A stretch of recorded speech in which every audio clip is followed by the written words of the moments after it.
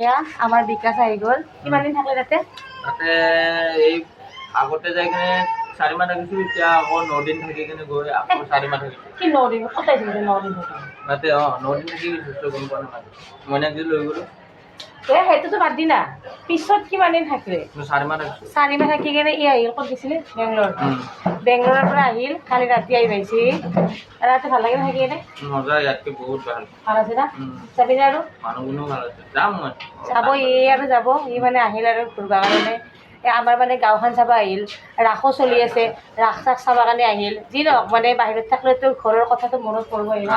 আৰু জুবিন দাক দেখাই পোৱা নাছিল, আমিতো দেখি মানে বহুত দেখা পালোঁ, কিন্তু ই মৰাৰ পৰা দেখা নাই।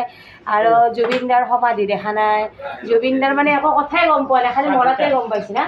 সেইকাৰণে মানে ই চব চাব আহিল, চাই থাকক আৰু যাব। ই লগ পাম ৰাইজ।